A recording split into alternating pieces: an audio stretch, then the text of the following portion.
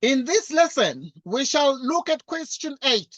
In the diagram below, tangent KT, here is K, right, and here is T. To the circle at K is parallel to chord NM. Right, so now we have chord NM. Here is N and here is M. And this tangent KT is parallel to chord NM. Right, NT cuts the circle at L. Right, so we have that NT cuts the circle at the point L. We can see the point L. Triangle KML. Let's look at the triangle. KML is drawn. Angle M2 equals 40 degrees. Right, here's the angle M2, which equals exactly 40 degrees. Okay, now angle MKT is 84 degrees. Angle MKT is actually equal to 84 degrees. Now, the question we are asking is, what is the size of the angle K2? The size of the angle K2 that sits there. Anyone with an idea? Who knows what the size of the angle K2 is? We're interested in finding the size of this angle K2 that sits over here. Who knows the numerical value of this angle? Anyone, please? What is the size of the angle K2? Right, anyone home? Angle K2 equals what? Okay, now there's something we need to remember from grade 11, the theorems called the tangent chord theorem. If there's a tangent to a circle and a chord, this angle between the tangent to a circle and a chord equals the one that is equals the angle subtended by this particular chord here, and this chord subtends this angle here at the circumference of the circle. This equals this. Okay, now this is the story. So this angle here must be equal to this angle here that is subtended by this chord here, and this chord here subtends the angle M2 at the circumference of the circle, or it subtends the angle M2 in the alternate segment, and therefore the angle M2 equals actually 40 degrees. Why is the angle K2 equals to the angle M2 equals 40 degrees? The reason is that it is our beautiful result, and our beautiful result is that of the tangent chord theory. Tangent chord theory. Like so. We found this one. We found angle K2. Where's the question? Who doesn't understand what we have done? In the absence of a question, we angle N1. Angle N1. What is the size of the angle N1? Now we're looking at 8.1.2 and want to find the size of the angle N1. Who can give us the answer? Who can tell us what angle N1 equals? What is the size of the angle N1 here? Right, who knows? Who knows exactly what the size of the angle N1 is? Anyone home? Right, a couple of things that are very important. We can see N1 is equal to this angle here. This is the bow tie result, because there is an angle here that is at the in this particular shape, and there's an angle here in this bow tie shape. And this here, the bow tie, these are angles in the same segment. We see them every day. I'm trying to perfect your geometry skills step by step. This angle here must equal this angle there. These angles must be equal to each other. Or this angle here must be equal to this angle there. We are asking the question, what is the size of the angle N1? N1 is this one. What is the size of this angle? Right, that is the question we're asking. But first things first, we need to realize that the angle N1, first things first, the angle N1, this one here, equals the angle K1. Right, the angle N1 equals the angle K1. Right, so let us say that and put a reason. Why are these butterfly, or why are these bow tie angles equal? Why? The reason for this is these are actually angles in the same segment. Angles in same segment. And that is what we state here. So these are actually angles in same sag. These are angles in same sag. Next, what then do we say? If this is true, that angle N1 is equal to the angle K1, then what is angle K1 here? What is the angle K1? What is the angle K1? We are able to see that the angle K1, this one here, can be determined because we already know angle K2. What did we find angle K2 to be? 40 degrees. 40 degrees. So, which means the angle K2 here sits at 40 degrees in size. So that in the end, we know very well that the angle K1 will be equal to the whole angle here is 84 degrees. So we subtract from 84 we subtract 40 degrees. And after the subtraction, we get actually exactly 44 degrees. Right, so we get exactly 44 degrees. Right. So we get that angle K1, this angle here is actually 44 degrees. Okay. If angle K1 equals 44 degrees, then we have the angle N1. So that the angle N1 equals the angle K1. And this angle N1 equals the angle K1 equals 44 degrees. So this you can say, therefore, is the result. Okay. Now, in other words, we have found that this angle here is 40 degrees. We have found that angle N1 is 44 degrees. Where's the question? Who has a question? Next, we want to find the size of the angle T. This one here, what is the size of this angle there? Right, so we move on. K2 we know already is 40 degrees. Angle N1 we know already is 44 degrees. What is the size of the angle T? This guy. Right, who has an idea? Right, so I'm giving you a minute to think of that one. So, right, please suggest what the size of the angle is. Anybody home? Anyone home who knows? Tenulo, what is the angle T? Can you see the angle T? 44, sir. 44 degrees. Well done. Excellent stuff. Because you can see this here is this. It's exactly this here. And this here, these are angles in Z. Once you see a Z like this, then this angle here is equal to this angle there. And these angles are called what? These angles are called alternate angles. Okay, so now that is something that is so true. Thank you so much for the feedback there, Senilo. We continue to solve more problems.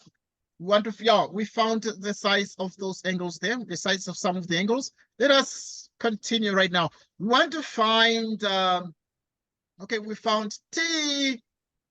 Senilo was able to get that one, which is exactly 44 degrees, because now, in other words, we're able to see that the angle T equals 44 degrees. Why is the angle T equal to 44 degrees? Because these are alternate angles. But in the exam, you don't just say alternate angles. You need to tell the examiner what is happening with these angles. If they are alternate, then what? Okay, they're alternate angles because there must be parallel lines. What lines are parallel? Right, we know very well that angle, the line KT, is parallel to the line NM, like so. And this is good news. Very much good news. Okay. Next thing is to find the size. So this one is 44 degrees. And this is 44 degrees as well. Okay, good. The form is that. Okay, we saw that one. Right, next one. We're looking at 8.4. We're looking for the size of the angle L2. This is L, and this is the L2. We are asking the question, what is the size of the angle L2? Anyone home? Right, this one I'm going to give to Tando. Tando, this one here is yours. This angle L2, what is the size of this angle L2? Let's see what Tando will suggest as the size of the angle here. Very, very interesting questions, but let's see what Tando will suggest here. Right. Any idea, Tando? Any idea, Tando? You can assist him, Senulo. You can think together with Tando. L2, what is the size of the angle L2? Who knows? Who doesn't know? L2, this one, what is it? No one knows. Please tell us, share your idea, share your wisdom. We want this angle L2. What is the size of the angle L2? What is it? Do you know it? If you do, please share the answer. L2, what is the size? Anyone home? Oh, people are sleeping. We are practicing geometry, and our practice of geometry is very, very important. Our practice of geometry is very, very important. No one knows. Okay, we know that this angle K2 is what? Angle K2 is 40 degrees. We know that this one is 40 degrees. AUN1, we know is 44 degrees already. Okay. We know angle T is also 44 degrees. Like this. So that in the end, we are interested in knowing the size. So we know this K1, we already got it. What did get K1 to be? We got angle K1. Right, we got angle K1 to be equal to, we got N1 there. Right, and we got this one to be 40 degrees. Okay. So that that is K2, which is 40 degrees, so that this one is 44 degrees, K1, 44 degrees, okay?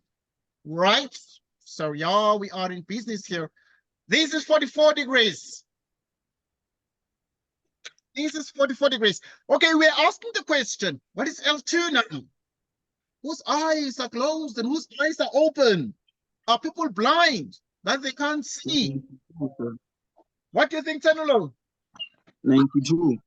92 degrees. Why, Tanulo? You're on point. Oh, not 92, 96. Sorry, 96. 96. Okay, you're on point. You're on point. Never mind that.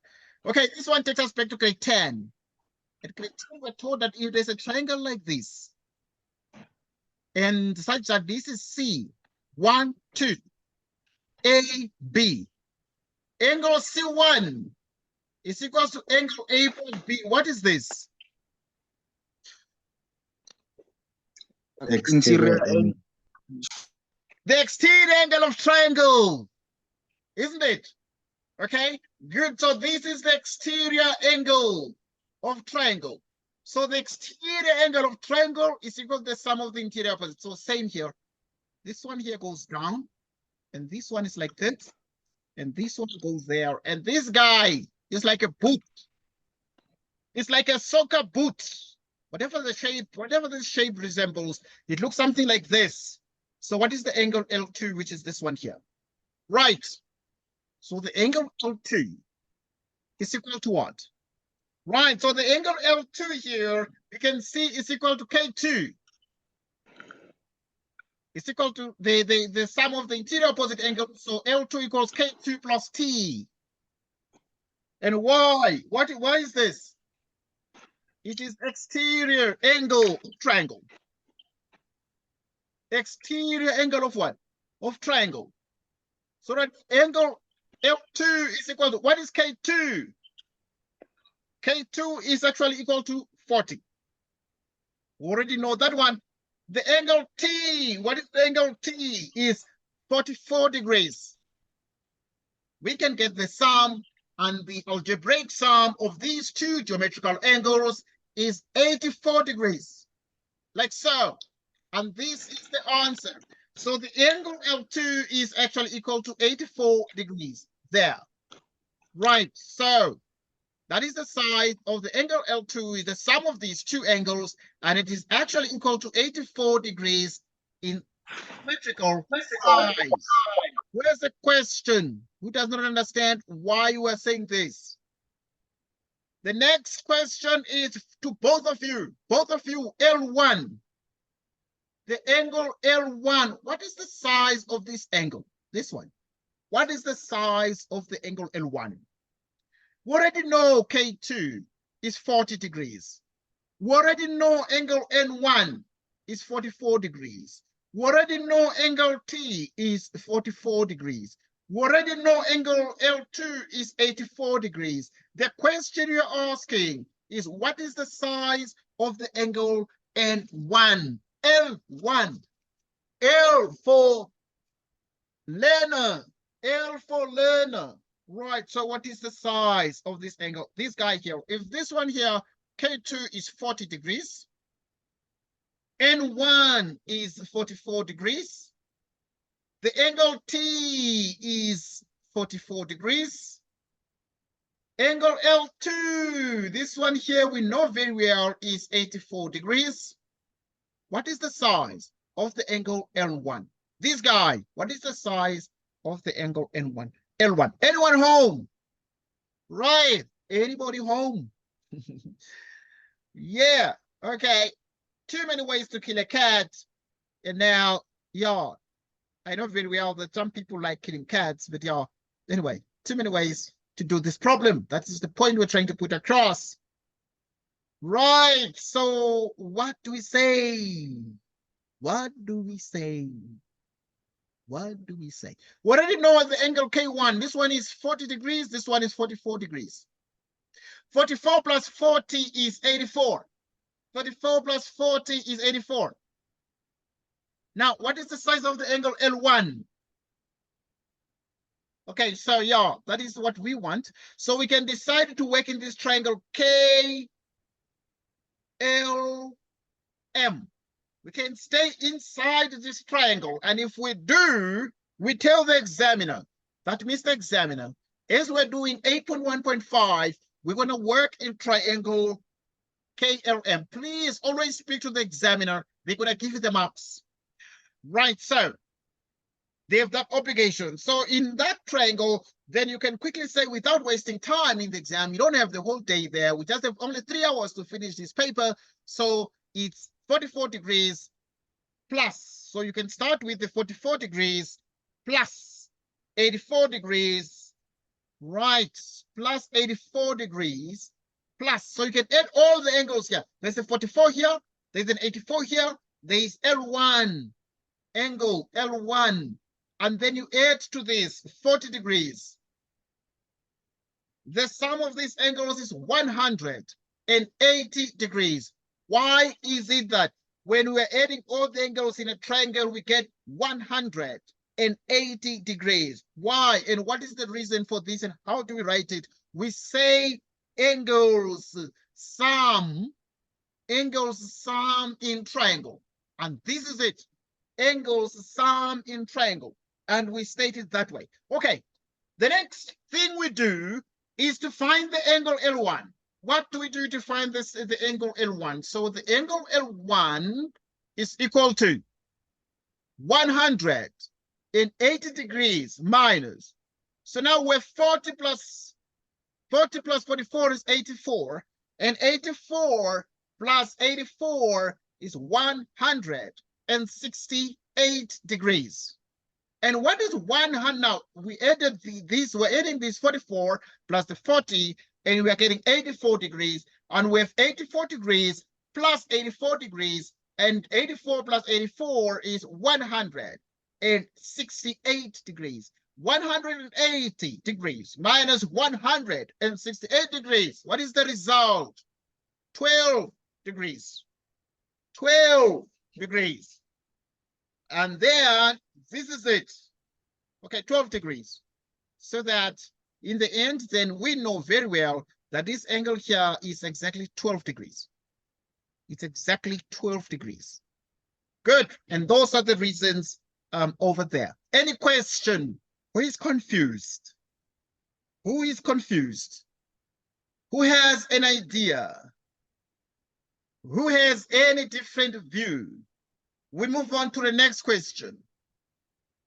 Right, the next question is this one here. Let us work together. They want us to calculate the value of x. In the diagram below, A, B, and D, C are chords. Here is A. Right, and here is D, C. A, B, D, C are chords of a circle. E is a point on AB. Here is E, and is a point on AB, such that BCDE, BCDE is a parallelogram. DEB equals 180 degrees. DEB equals 108 degrees. Here it is. Right. And DAE equals 2x plus 40. DAE angle DAE equals 2x plus 40 degrees. And here it is. Give or calculate, giving reasons, the value of x. What is the value of x? Quickly, do it quickly there in your book and give me the answer. Quickly in your book. What is the value of x? Quickly. Don't waste time. Quickly. Right, so this is awesome news because we can do this. We can do this. Right, first things first, we are able to find the value of x in a couple of ways. Right, and what is it? We note one thing, but something that is very important, that we are given that BC, BCDE, DE is a what? It's a parallelogram. So this one is parallel to this, and this is parallel to that. Okay, parallelogram, these are the properties of parallelogram. So you have that the opposite angles are equal to each other. So if this angle is 108 degrees, this is also 108 degrees, like so. And then what do we then say if this is the case? It means first things first, we can say, Mr. Examiner, we are very smart. We know the properties of the parallelogram from grade 10, right? That the opposite angles of a parallelogram are equal to each other. So in other words, if this one is 108 degrees, this also is 108 degrees. And the reason for this is we have that the opposite angles of parallelogram. This is enough. You write like this, opposite angles of parallelogram within square parentheses. Okay, giving us 108 degrees for the size of the angle C. Okay, what is the size of the angle X? What is the size of the angle X here in this particular case? Right, so with this mentioned, we are therefore in business. We are most certainly in business. So what then do we say next? So now we're able to see, therefore, that at this point, what we have here, there is a 2x plus 40 degrees. And this angle here is 108 degrees. And in the end, then we can do anything possible to actually determine this angle here. Who has an idea on what can be done here? Who has an idea of what can be done here? Right. So, yes. If I don't know if I'm sure, but yes, we calculate for E for yes, the other side of E. The other side of E. Good. We can yes, find the other side of E. And then what do we do? And then after that, we use that number plus the equation for A, and then we equate it to 360, sir. And then we use that to find X. Okay. We equate it to 180, not 360, 180. The sum of a triangle. Okay. Yes, yes, yes, yes, yes. You are most certainly on point. Right. Obviously, there are a couple of ways to do this. And Tenilo is so smart to obviously reveal one of the methods, because we already know that this angle here is 2x plus 40 degrees. There are too many ways to kill a cat, and I'm just thinking, what is the smartest one? What is the shortest one? Right, this angle here, we already know the DAE is 2x plus, and yeah, 2x plus 40 degrees. And we already know the DEB, right? The DEB itself is 108 degrees. And therefore, if you look at, for example, if we take this angle plus this angle, okay, this is something we know from grade 11. Yeah, you're on point. I mean, there are too many ways to kill this cat here. But remember that is a point on AB such that, but remember that we have no center here. I'm just mentioning this in advance.